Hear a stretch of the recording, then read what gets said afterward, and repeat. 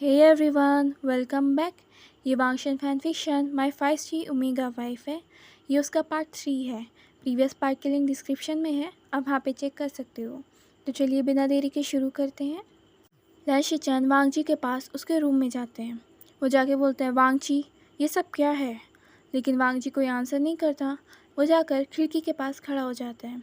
लैन शिचेन बोलते हैं, वांग जी मैं कुछ पूछ रहा हूँ, आखिर तुम विंग को क्यों फोर्स कर रहे हो? ये तुम नहीं हो वांग जी, आखिर क्या रीज़न है? तो वांग जी चांद को देखते हुए बोलता है, ब्रदर विंग वही है। लैशिचन बोलते, कौन है? तो वांग जी लैशिचन की तरफ मुड़ते हैं और अपने हाथ से कपड़ा हटाकर उन्हें अपने हाथ का फेटिक मार्क दिखाता है, जो कि अब ऐसा हो गया था जैसे कि वो जल गया हो। लैशिचन बोलते हैं, वांग जी ऐसा कैसे हो सकता है? वांग जी बोलता है, हाँ ब्रदर, विंग मेरा फेटिक मेट है। लैशिचन बोलते हैं, वांग जी ये सही है कि डेमोनिक एल्फ़ा फेटिक मेक से बंधे होते हैं, लेकिन तुम्हारा मेक 20 साल पहले ही मारा जा चुका है और विंग केवल 17 साल का है, तो ये कैसे हो सकता है?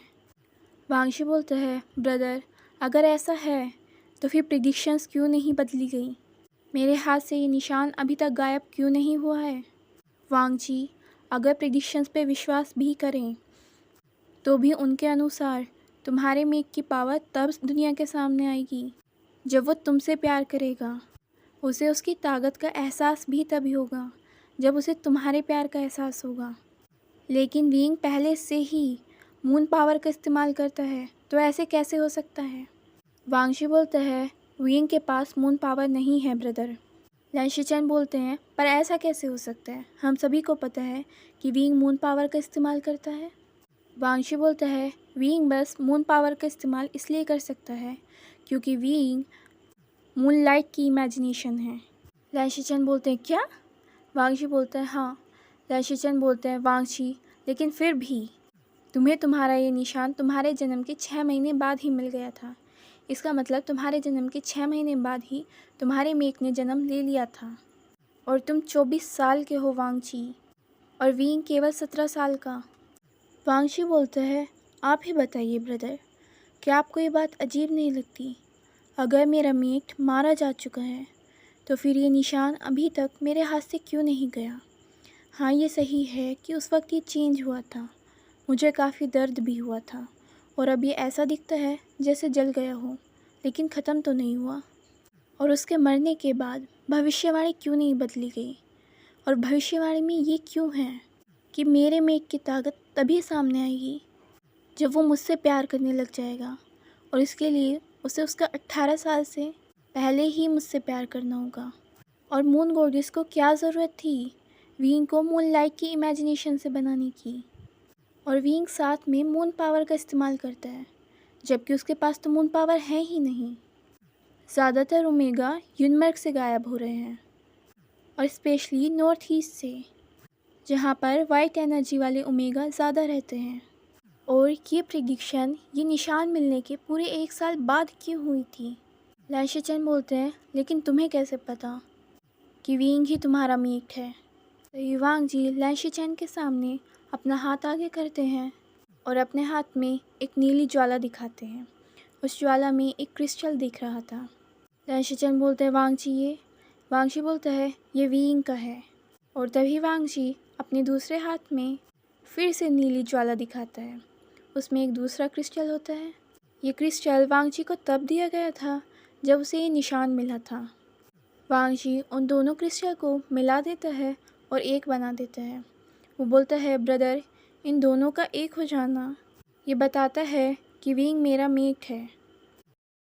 लैशिचन बोलते हैं, वांग जी इस चीज़ का पता तो तुम वैसे भी लगा सकते हो। अगर तुम्हारे पास निशान है तो विंग के पास भी तो होगा। वांग जी बोलते हैं, वही तो नहीं है ब्रदर, लेकिन मुझे फील होता है कि विंग मेरा मेट है। ब्रदर ये बात सच है कि जब मैंने विंग को पहली बार देखा तो मेरे दिमाग में ये था कि इतना ब्यूटीफुल पर्सन भी क्या कोई हो सकता है, लेकिन खूबसूरती से प्यार नहीं किया जा सकता, ये बात मुझे पता है। लेकिन मैं उसकी तरफ अट्रैक्ट हो रहा था।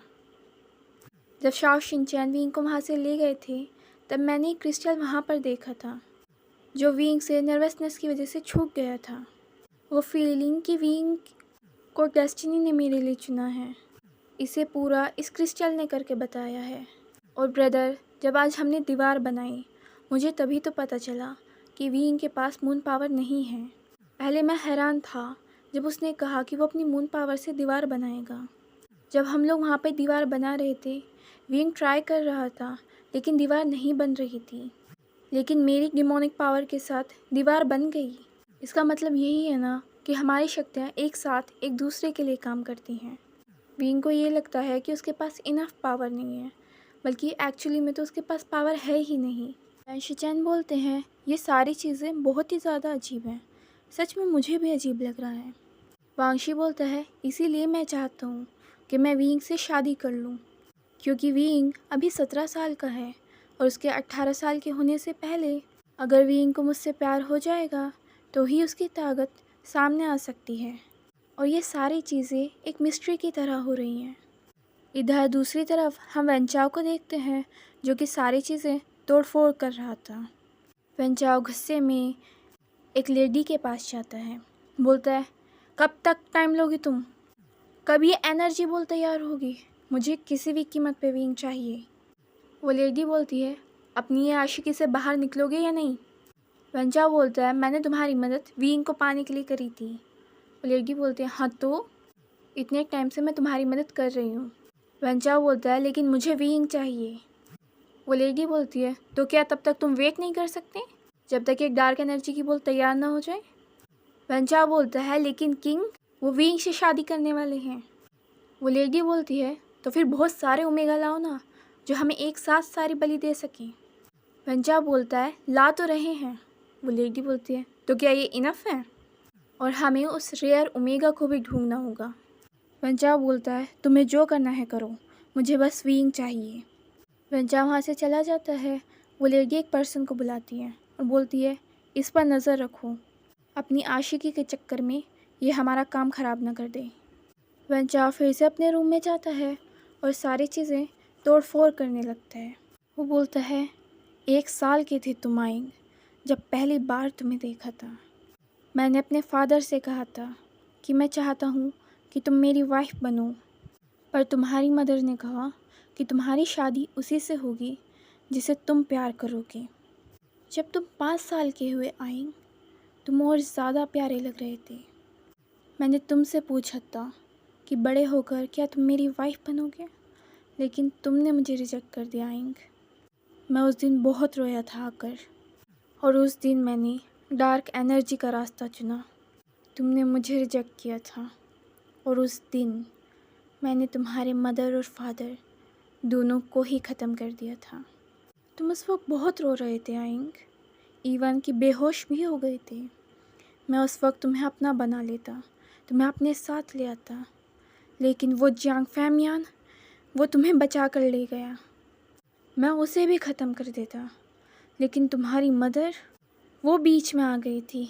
इवन वो उस वक्त मर रही थी, लेकिन उन्हें फिर भी तुम्हें बचाना था। जब तुम 2 साल के थे आइंग, तब मैंने अपने आप को दुनिया से छुपा लिया था। तब मैंने एक डार्क एनर्जी सीखी तो थी, लेकिन कभी किसी पर इस्तेमाल नहीं करी थी। लेकिन मुझे करनी पड़ी तुम्हारे लिए। भला मुझसे ज़्यादा कौन प्यार कर सकता है तुम्हें? कोई नहीं कर सकता आइंग, कोई भी नहीं।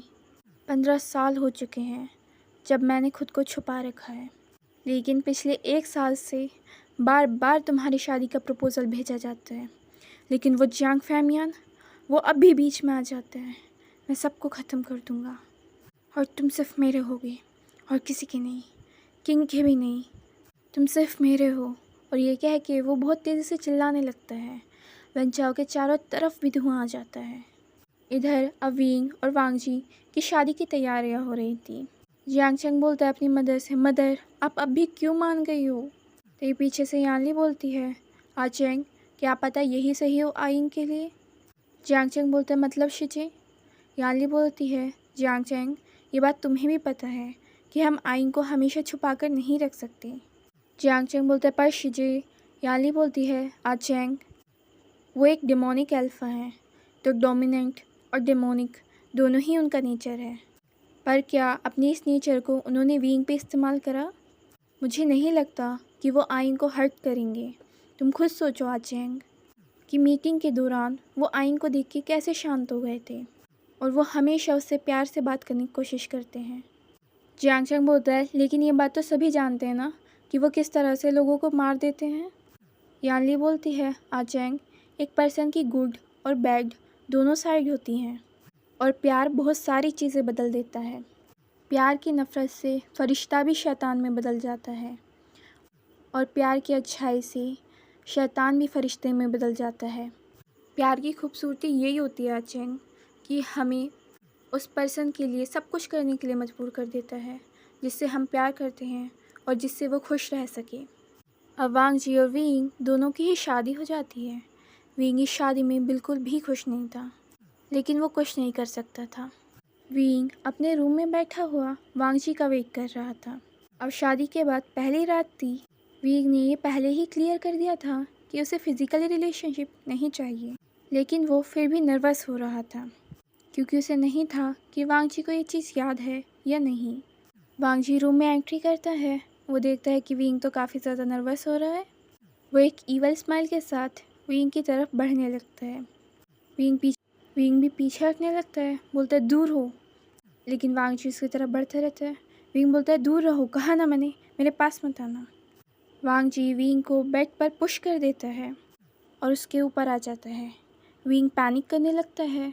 वांग जी उसे देखकर एक सैड स्माइल के साथ बोलता है, तुम थोड़ा सा भी विश्वास नहीं करते ना? तुम्हें हमेशा क्यों रहता है कि कुछ गलत ही होगा या मैं गलत ही करूँगा? एक पर्सन में अच्छाई और बुराई दोनों होती है और वो देखनी पड़ती है विंग। ये कह के वांग जी वहाँ से चला जाता है। वांग जी के रूम से जाने के बाद अब विंग को भी थोड़ा बुरा लगता है कि उसने वांग जी पर थोड़ा सा भी विश्वास नहीं किया था। तो गाइस, आज के लिए बस इतना ही। अगर आपको ये पार्ट पसंद आया है तो वीडियो को लाइक कर दीजिए और चैनल को सब्सक्राइब कर लीजिए।